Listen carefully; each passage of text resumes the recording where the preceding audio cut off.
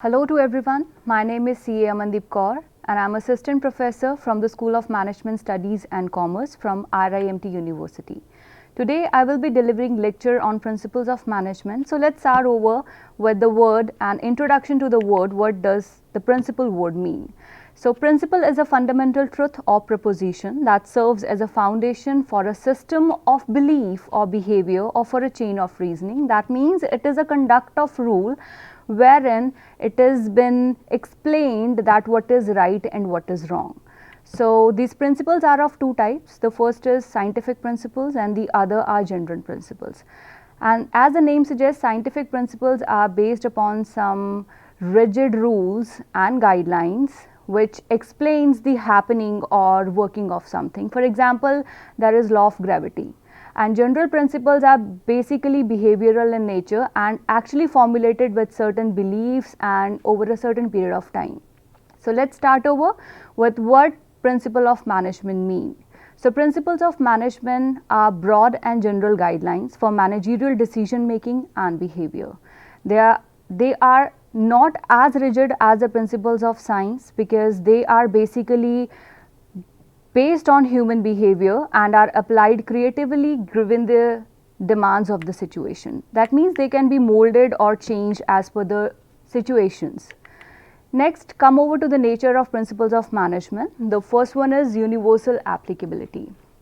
So what does this mean? This means that principles of management are applicable everywhere, whether it is a business unit or a non-business unit, whether it is a business of a larger scale or a smaller scale, whether it is a medical line, a professional line, an educational line or any line. It is applicable everywhere. The next point is that these are general guidelines. They do not provide straight solution to all managerial problems as the business situations are complex and dynamic and they are affected by the internal and external behaviors of the environment. Next is they are formed by practice and experimentation. Now what does this mean? This means that they are formulated over a period of time with the knowledge, experiences and experiments of the managers. And on these behaviors and on these studies, the laws and the theories has been created. The next is they are flexible. That means they are not rigid. They can be changed and molded as per the depending of the situation and the environment. Next is they are mainly behavioral because they deal with the human nature, so they are behavioral. Next is they are also intend to establish relationship between cause and effect, so they can be used in various situations. Next is contingent. That means their applicability depends upon the prevailing situation at a particular point of time and the application has to be changed as per the situation.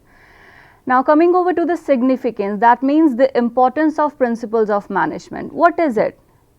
Now the principles of management actually guide managers with useful insights into real world situation, and because of these principles the knowledge and ability and understanding of the managers will be improved to make decisions and handling of the unforeseen situations and circumstances.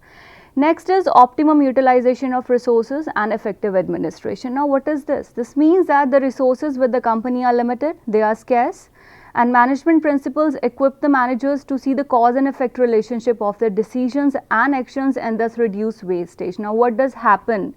This means that optimum utilization of resources, if is there, the wastage is reduced and the productivity of the company is increased and so are the profits. Next is scientific decisions. This means that decisions must be based on facts, thoughtful, justifiable in terms of intended purpose. This means that these principles are free from bias or prejudice.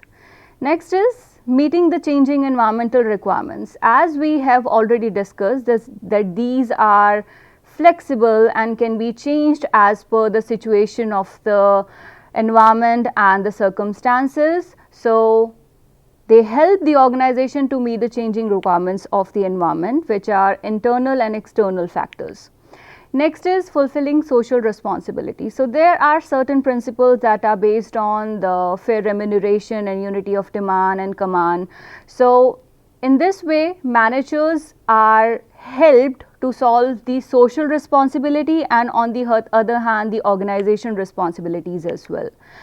Last is management training, education and research. Now what does this mean? This means that these principles are the core of management and are helpful in increasing knowledge, which forms the basis for management training and research on a further grade.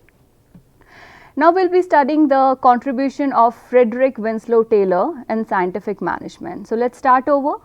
Frederick Winslow Taylor is also known as the father of scientific management, and he introduced the principles which are known as the principles of scientific management. Now let's start over with what principles he contributed.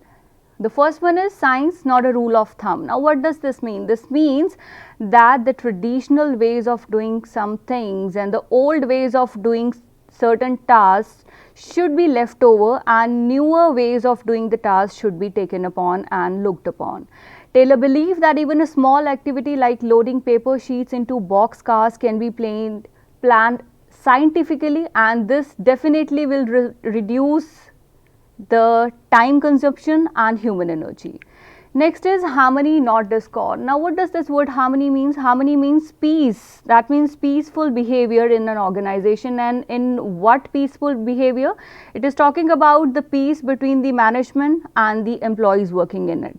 And definitely this will eliminate any class of conflict to realize organizational objectives. Next is cooperation, not individualism. Now what does this mean? This is actually an extension to harmony, not discord. In the previous principle we studied that there should be peace among management and the workers, and here cooperation should be there. That means cooperation and coordination to achieve the organizational general principles and goals and objectives should be there. Next is development of each and every person to his or her greatest efficiency and prosperity. That means implementing training, learning best practices in technology is the scientific approach to brush up the employees' skill. This will definitely improve their efficiency, and with this help the organizational output would be increased. Now coming over to the principles of management as developed by Henry Fayol. Now let's have a look upon who was Henry Fayol actually. Henry Fayol, who lived between 1841 to 1925, was a French coal mine engineer, director of mines and modern management theorist. His scientific management theory forms the base for business administration and business management. Henry Fayol started his career as an engineer at a coaling mine, but later he was deputed as a managing director of this same mining company, which employed over 1,000 people, and he remained in this position very successfully for 30 years. A classical theory on the principles of management was written by Henry Fayol. It seeks to divide management into 14 principles, which we will be studying now. So the first principle as given by Henry Fayol is division of work. Now what does this mean? This means that a larger work should be divided into smaller parts, and the efficient people capable to do that particular jobs should be assigned on, and this way this leads to greater efficiency, specialization and increased productivity. Next is authority and responsibility. Now what does this word authority means? This means power to take decisions, and responsibility means obligation to complete the job assigned on time. So what Henry Fayol said is that authority and responsibility should go hand in hand. Now what does this mean? This means that if a certain person is only given authority to do some kind of work, in that case what would happen? He would only be commanding on the decisions and he will not be responsible for his acts, and in this way he can definitely misuse his power. And if a certain person is only given responsibility to do that particular thing and is not given the additional responsibility or authority to deliver and to take decisions to complete the particular job, in that case he won't be able to complete his task that rigorously and effectively. So Henry Fayol suggested that authority and responsibility should go hand in hand. That means a person who is given authority should be responsible as well for his tasks. Next is discipline. Now what does this mean? Discipline is the obedience to organizational rules and employment agreement which are necessary for the working of the organization.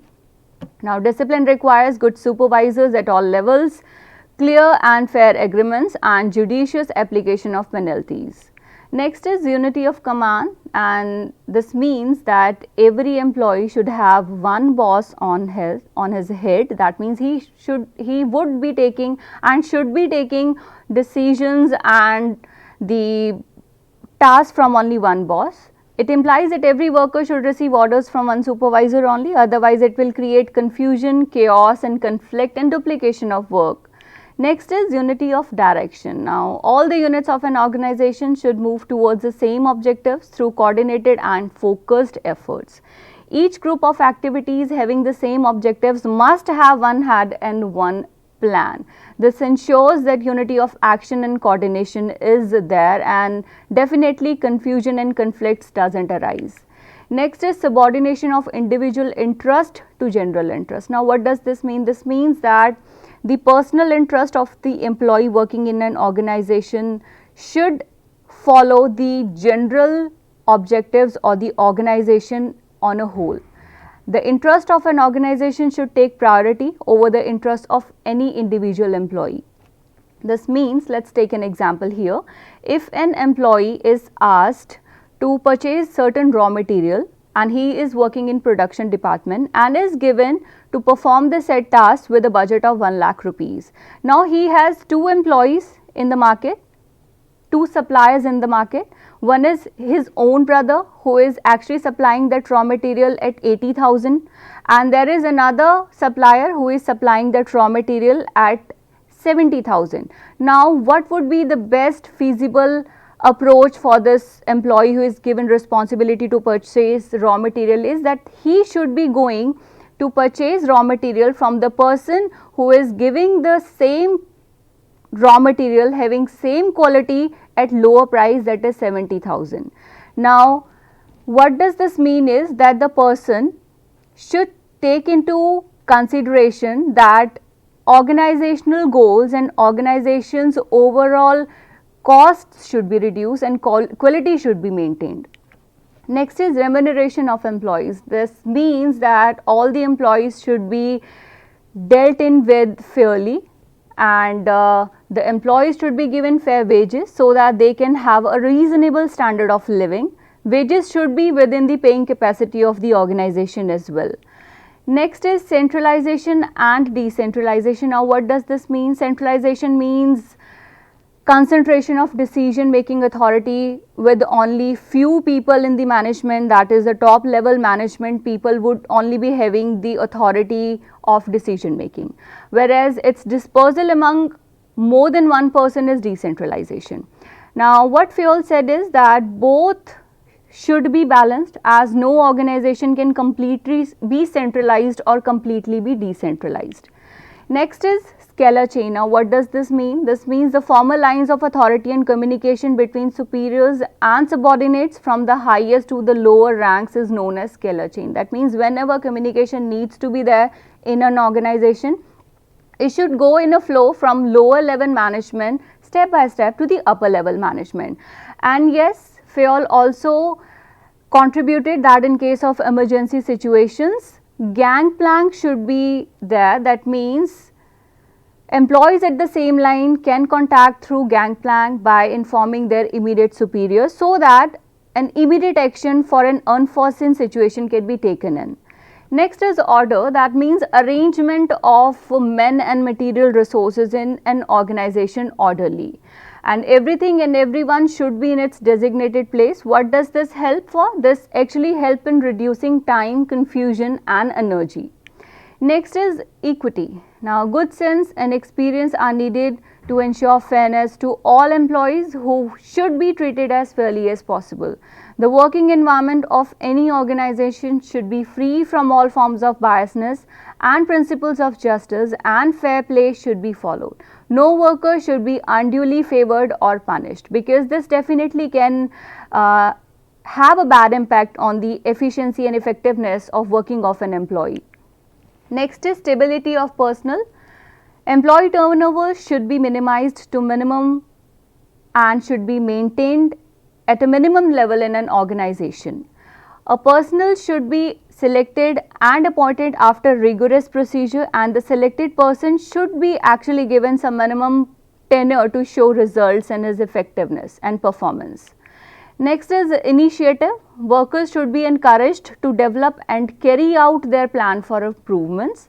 Initiative means taking the first step with self motivation. It is thinking out and executing the plans. Now, how does this helps in management? Actually, when the workers are initiative enough, they brings new ideas in the organization that are helpful, and they bring innovative idea which actually creates a competitive advantage to the company as well. Now, coming over to the last principle, which is Esprit De Corps. Now, this means that management should promote team spirit, unity and harmony among employees, and this definitely should bring a very good organizational structure where there is peace and harmony and coordination and cooperation at all levels.